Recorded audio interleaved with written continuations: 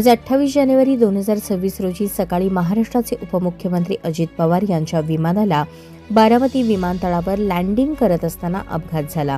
प्राथमिक माहितीनुसार लँडिंग दरम्यान विमानाचे नियंत्रण बिघडल्याने धावपट्टीवर ते क्रॅश झाले, ज्यात विमानाचे मोठे नुकसान झाले. उपमुख्यमंत्री हे एका कार्यक्रमासाठी मुंबईहून बारामतीकडे येत होते तेव्हा ही धक्कादायक घटना घडली. अपघाताच्या त्वरित नंतर स्थानिक प्रशासन, पोलीस आणि अग्निशमन दलाच्या घटकांनी घटनास्थळी धाव घेऊन बचाव कार्य सुरू केले आहे. स्थानिक सूत्रांच्या माहितीनुसार विमानात असंख्य उपस्थित होते आणि काही लोक गंभीर जखमी आहेत. अजित पवार यांच्या प्रकृतीविषयी अधिकृत माहिती मिळालेली नाही. घटनेच्या गंभीर स्वरूपामुळे समोर आलेल्या प्राथमिक पाहण्यांच्या प्रत्यक्ष दृष्टांतानुसार धावपट्टीवर विमान धडकल्यानंतर ढिगारा उठताना दिसल्याचे चित्र मिळाले आहे.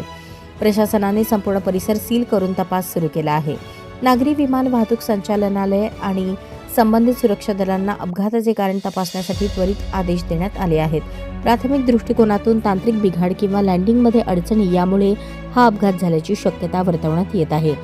या अत्यावश्यक परिस्थितीत प्रशासन आणि बचाव दल सतत घटनास्थळी असून पुढील अधिकृत माहिती मिळताच पत्रकार परिषद किंवा अधिकृत वाहक संस्थांकडून माहिती जाहीर केली जाणार आहे.